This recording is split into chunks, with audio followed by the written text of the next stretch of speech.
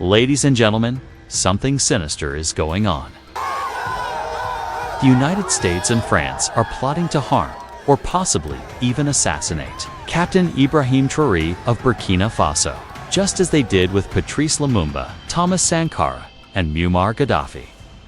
And in this video, we're going to show you the proof. As the saying goes, forewarned is forearmed. We hope the sons and daughters of Africa will understand what we are about to reveal, and use this knowledge to avoid repeating the mistakes of past traitors like Mobutu Sese Seko and Blaise Compaoré. I can imagine a situation, though, in which the ruling elite of a country is receiving gratuities on the side that inure to the benefit of the strongman leader and not to the populace of the country. Does that sort of corruption and bribery go on with regard to the Belt and Road? Absolutely, Chairman. I see this, and I don't mind calling them out, but Captain Traoré and Burkina Faso, as they know that both, whether it's their gold reserves, that is all those proceeds are just in exchange to protect the junta regime. There's a number of examples across, even in Sudan. General Michael E. Langley, the commander of the U.S. Africa Command, in a recent briefing session to the Senate, accused the president of Burkina Faso of using the country's gold and at least proceeds to protect himself and cling to power. Arrête de faire des exactions contre les populations civiles qui n'ont rien demandé, qui ne savent même pas où se trouve la capitale du Burkina Faso, à savoir Ouagadougou. Donc c'est des gens qui vivent dans des villages, qui ne connaissent rien de la vie politique. Les djihadistes viennent, ils occupent des villages, ils les obligent à s'habiller. Meanwhile, in the streets of France, a small group, allegedly of Burkinabe origin, took to the streets of Paris in protest. They demanded that Captain Ibrahim Traoré steps down and hands power to a democratically elected government. This is precisely why we've pressed the red alert. America and Europe are cooking something deeply sinister against Captain Ibrahim Traoré. And now we explain why. As many of you already know, following the 2022 coup, Captain Traoré expressed a desire to continue serving in the army. However, the popular will of the Burkinabe people granted him a 5-year mandate. So who are these so-called protesters? In Paris, they are either relatives of former dictators, or more likely, paid agents attempting to lay the groundwork for military intervention in Burkina Faso. But let us confidently say, God forbid, their plans, born of the devil, will not succeed. If they truly wanted Traoré to step down, they should come to Ouagadougou and protest in person. Captain Traoré has motivated the youth to take charge of their destiny and has kept Burkina Faso's streets open even to protests against his own government. Those protesting in France should be asking Emmanuel Macron to step down instead. But let us not take this threat lightly. To understand the gravity of the situation, we must look to history. The killings of Patrice Lumumba and Thomas Sankara were orchestrated by Western powers, led by the United States, disguised as internal revolts. Since African independence, colonial powers have understood one thing. Once united, Africans are undefeatable.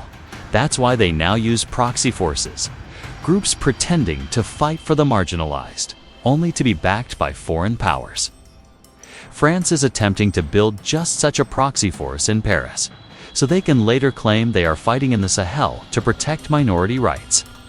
This is exactly what they did in Congo, in Sankara's Burkina Faso, and in Gaddafi's Libya.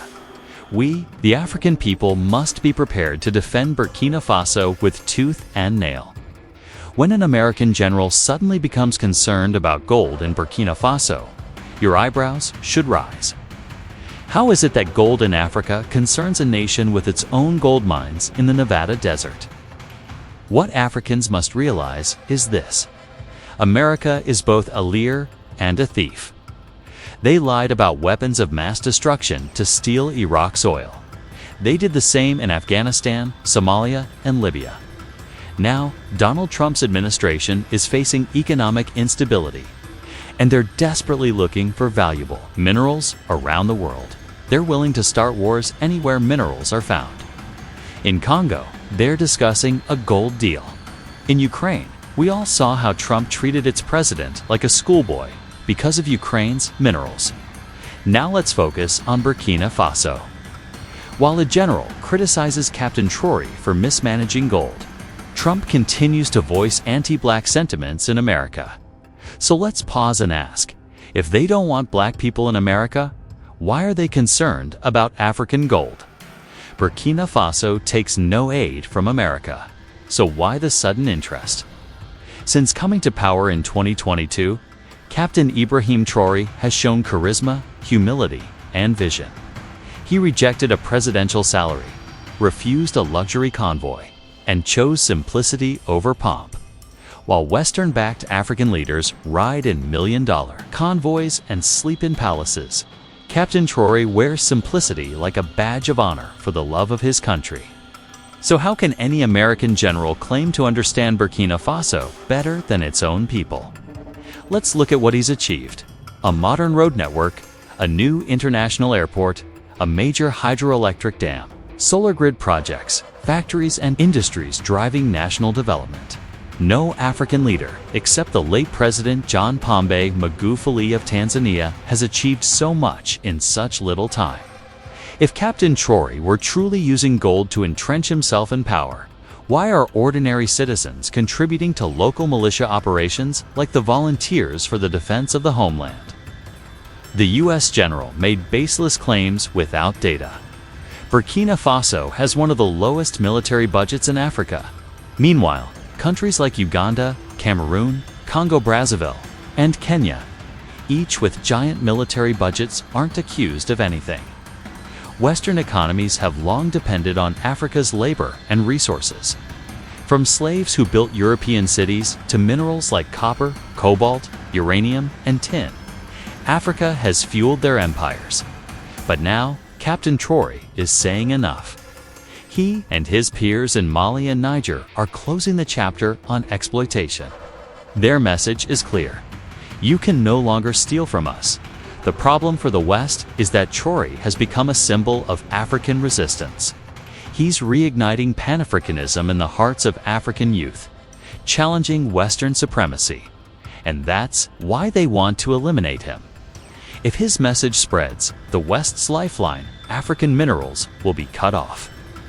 Outside Africa, the U.S. under George Bush bombed Iraq and Afghanistan, claiming false intelligence. In Africa, we've seen the mysterious deaths of Patrice Lumumba, Thomas Sankara, Muammar Gaddafi, and John Pombe Magufuli. So what must we learn? Africa. Unless we stand up against this nonsense, they will continue eliminating our heroes. The lions among us share this video.